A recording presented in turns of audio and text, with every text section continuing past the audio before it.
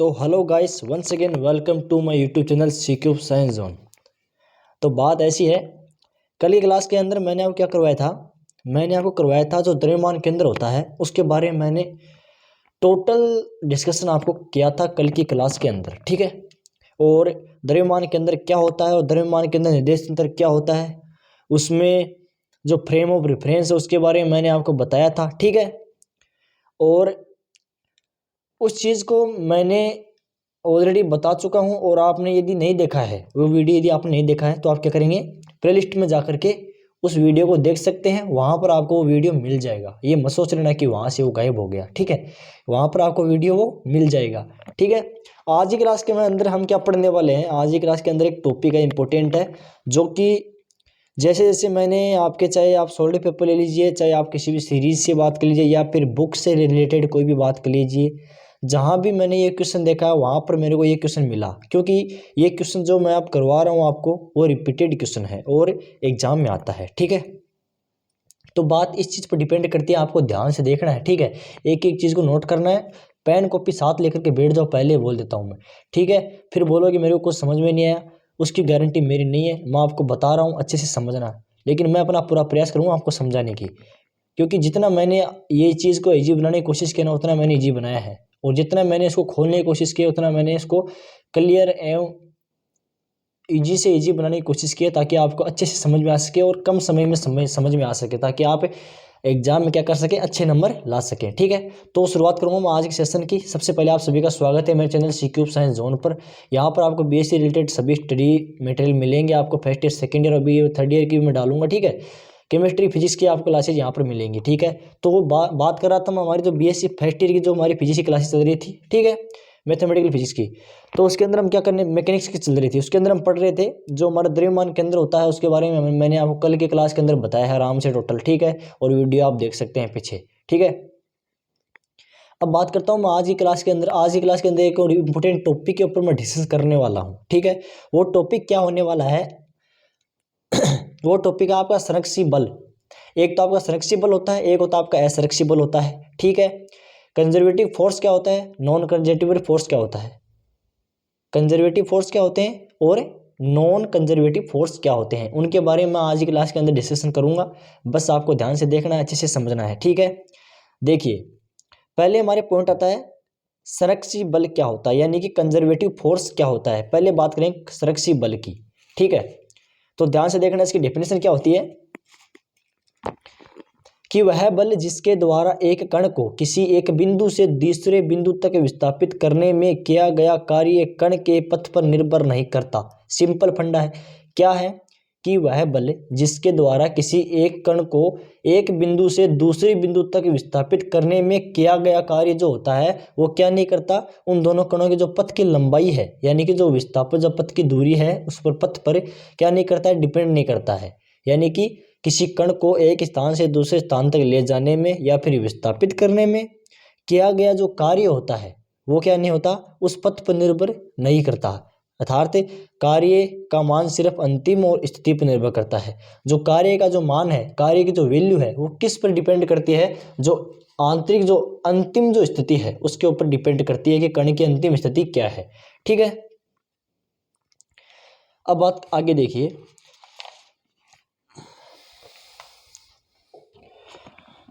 आगे है कि यदि बल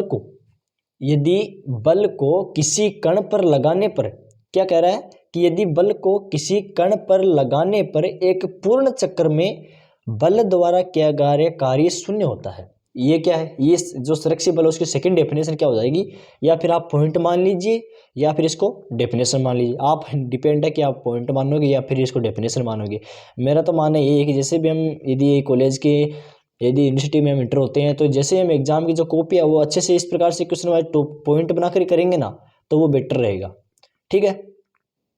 तो क्या है कि यदि बल को किसी कण पर लगाने पर, कोई बल है उसको क्या करना है, किसी कण के ऊपर लगा देना, यानी कि वो फोर्स है, जो फोर्स है उसको अप्लाई करना है किसी मेटेरियल पर, किसी पार्टिकल पर। जैसे हम फोर्स को अप्लाई करेंगे तो क्या होगा, एक पूर्ण चक्कर में बल द्वारा किया गया कार्य क्या होता है, शून्य होता है, ठीक है।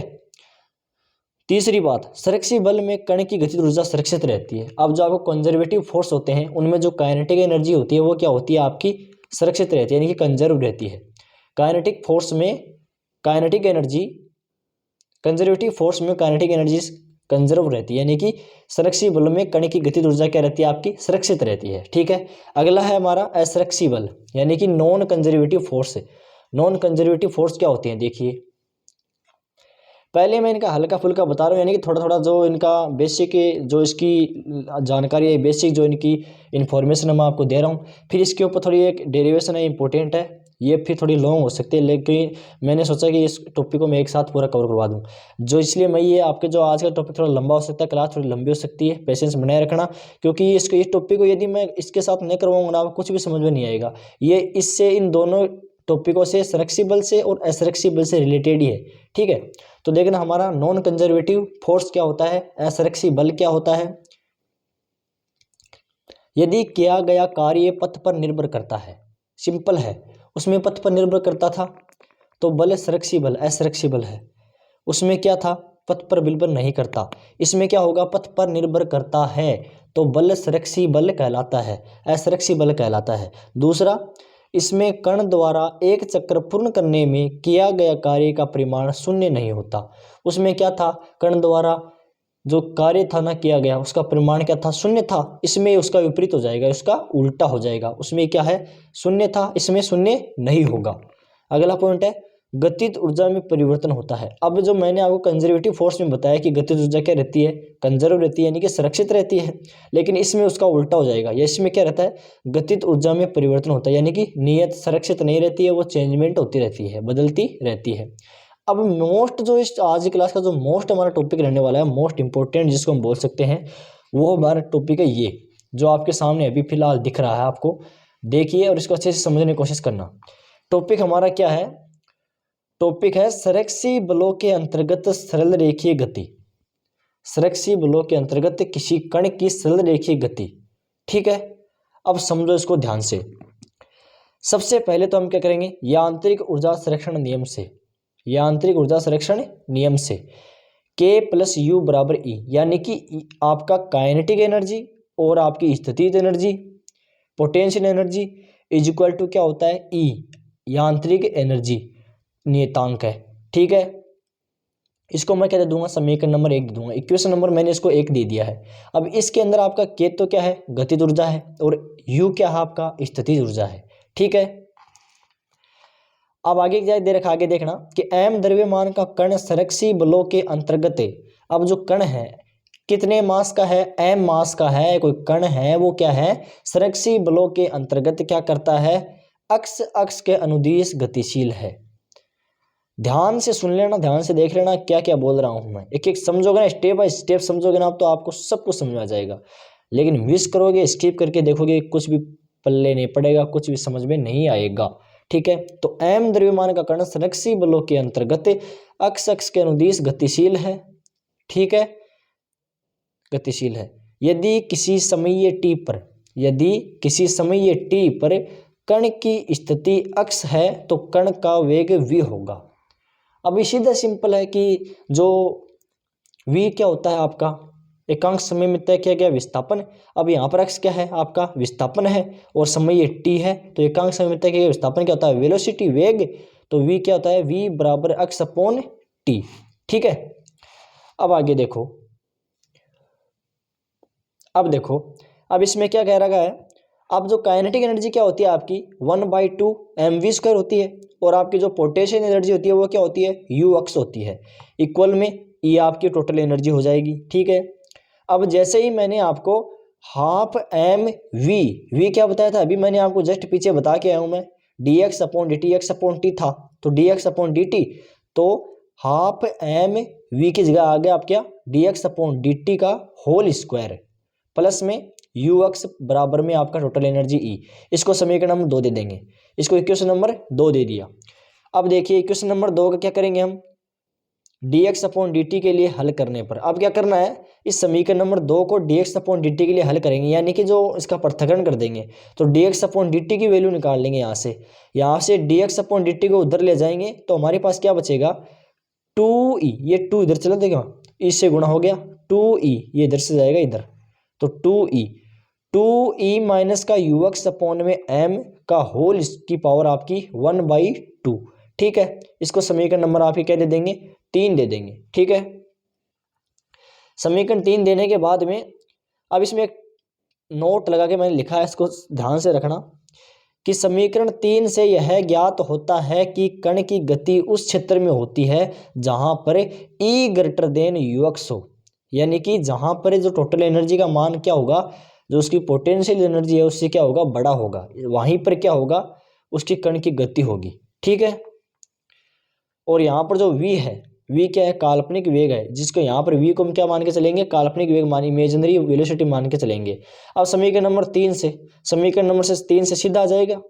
अब वहाँ पर जो dx अपॉन dt था, उसमें अक्स को मैंने क्या मान लिया, e ग्रेटर देन बहुत ज़्यादा होता है इसलिए t, तो dt बराबर आपका हो जाएगा dx अपॉन, अब dt यहाँ से ले लिया, देखिए यहाँ से dt ला तो यहाँ पर dx अपॉन में चला जाएगा ना, तो dx अपॉन में 2e ux m की पावर हाफ का समीकरण नंबर 4, इसको दे देंगे इक्वेशन नंबर 4, इसको दे दिया इक्वेशन नंबर 4।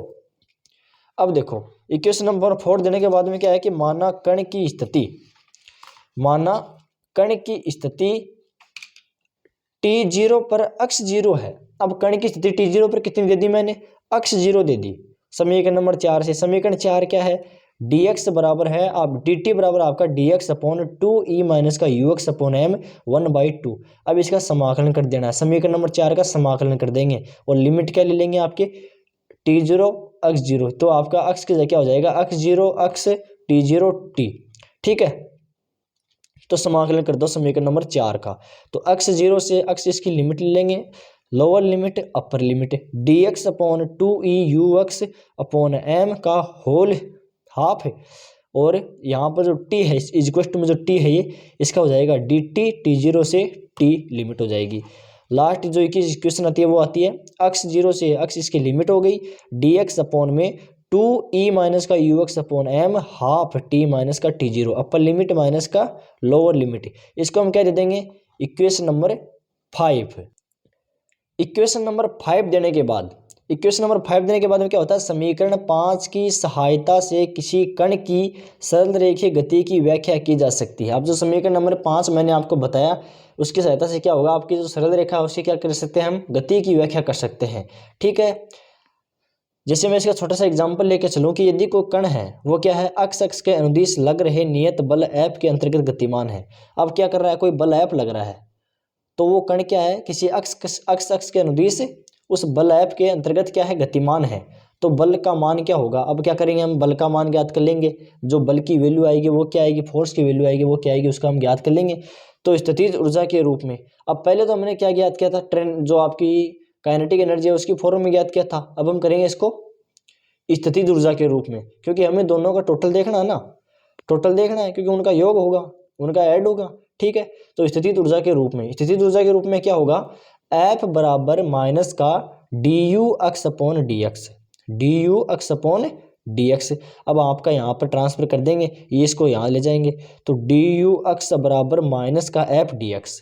ठीक है, इतना तो अब यहाँ पर कठिन नहीं है, थोड़ा सा इजी है, समझोगे ध्यान से तो अच्छे से समझ में आ जाएगा।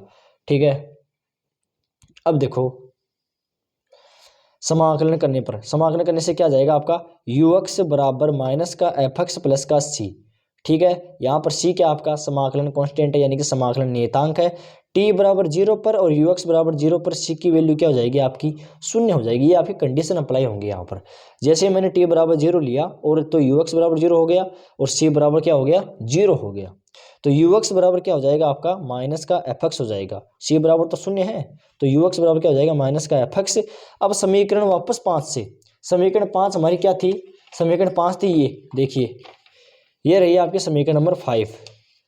समीकरण 5 क्या है, अक्ष 0 से अक्ष dx अपॉन 2e माइनस का ux upon 5 half t minus का t0।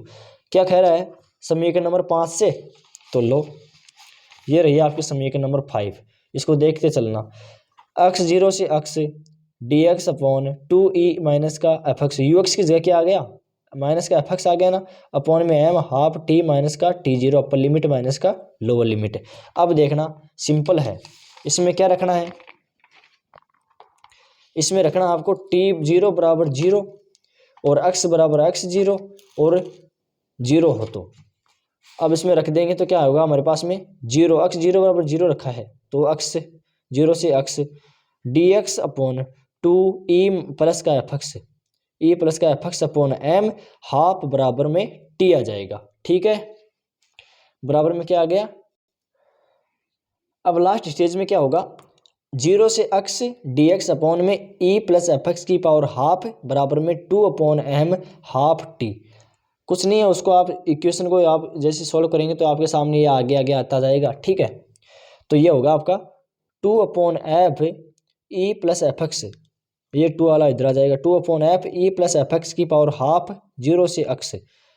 अब यहाँ पर आपकी 0 से x लिमिट हो गई तो ये हो गया 2 अपॉन m बराबर हाफ t, अर्थात 2 upon F E plus f x की पावर 1/2 माइनस का 2 अपॉन एफ ई हाफ बराबर, यानी कि अपर लिमिट माइनस का लोअर लिमिट रख दी, बराबर में क्या जाएगा आपका 2 अपॉन एम हाफ टी।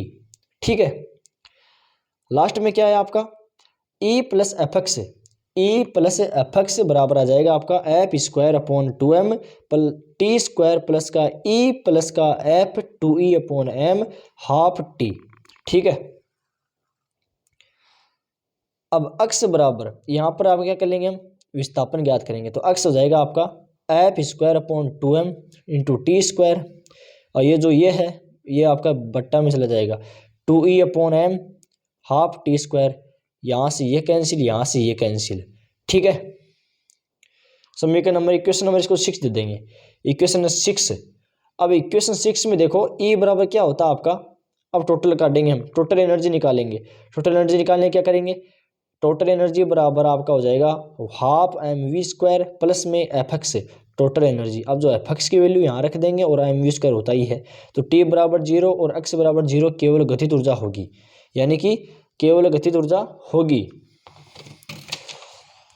माना प्रारंभिक वेग, अब माना प्रारंभिक वेग कितना है v0 है, तो E बराबर 1/2 m v0 स्क्वायर, v0 का स्क्वायर क्या हो जाएगा आपका 2e अपॉन में m या फिर f अपॉन m बराबर a, जहाँ पर a क्या है आपका एक्सीलरेशन है, यानी कि कण का त्वरण है, किसी पार्टिकल का क्या है एक्सीलरेशन है, त्वरण है। तो फाइनली हमारे पास में क्या इक्वेशन आएगी, तो x बराबर हाफ at स्क्वायर प्लस में v0t, समीकरण नंबर 7। और जो ये समीकरण नंबर आपकी जो 7 प्राप्त हुई है, यही क्या है समीकरण 7 कण की गति का समीकरण है। अतः यह समीकरण ये दर्शाता है कि संरक्षी बलों के अंतर्गत कण की गति सरल रेखीय होती है। तो आई होप गाइस सबको अच्छे से समझ में आ गया होगा। यदि थोड़ा बहुत किसी को समझ में नहीं आया तो आप रिपीट करके वीडियो को देख लेना, एक बार फिर से वीडियो को रिवाइज कर लेना, फिर आप बारी बारी से इसको अपनी फेयर कॉपी या फिर रफ कॉपी में पेज में बार बार से लिखना, तो अच्छे से आपका ये आपको कंफर्म हो जाएगा, अच्छे से आपको याद हो जाएगा। ठीक है, आई होप सबको अच्छा लगा होगा वीडियो, कमेंट के जरूर देना वीडियो कैसा लगे। Thanks for watching this video.